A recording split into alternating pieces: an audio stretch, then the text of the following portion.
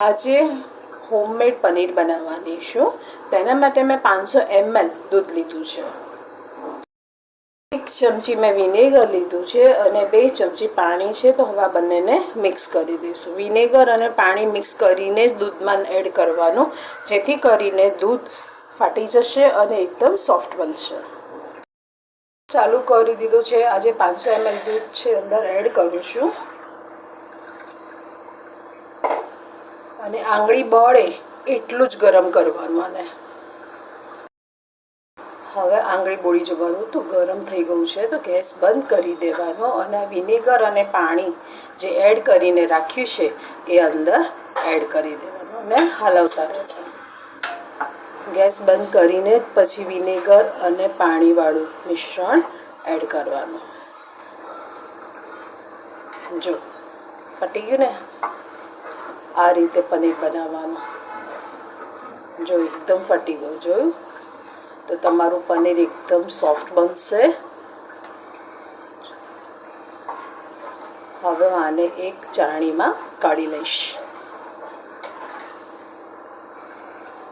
થઈ ગયું ને?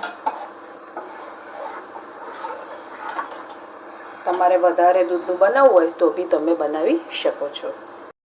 મેં કોટન કપડું લીધું છે. તમારી પાસે કોઈ રૂમાલ હોય કોટનનો તો પણ એડ કરી શકો છો. હવે આની અંદર એડ કરી દઈશું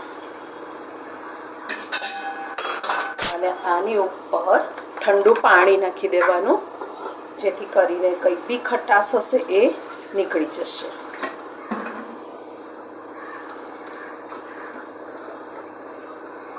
પનીરને 1-2 વખત ધોઈ કાઢવાનો રીતે ઠંડા પાણીથી. પછી આ રીતે દબાઈને બધું જ પાણી એનું કાઢી લેવાનું.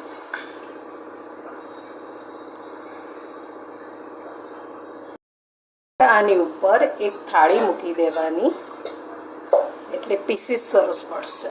અને કોઈ ભારવાળી વસ્તુ હોય વજનવાળી એકદમ, એ મૂકી દેવાની અને આને 15 થી 20 મિનિટ માટે રહેવા દેવાનું. પછી હવે હું તમને આગળ બતાવીશ. ચેક કરી લઈએ કે ડ્રાય થયું કે નહીં. જો કેવું સરસ રાઉન્ડ શેપમાં આવી ગયું છે ને. એક ડીશમાં કાઢી લઈશ. જો તમે જોઈ શકો છો,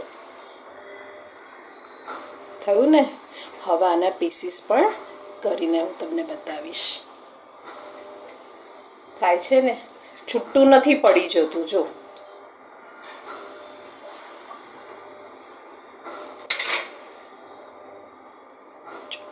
કેટલું સોફ્ટ બન્યું છે. તો તમને મારી આ રેસીપી કેવી લાગી? જો સારી લાગી હોય તો લાઈક કરજો, કોમેન્ટ કરજો, સબસ્ક્રાઈબ કરજો અને તમે ક્યાંથી વિડીયો જુઓ છો એ જરૂરથી મને કહેજો. Thank you for watching.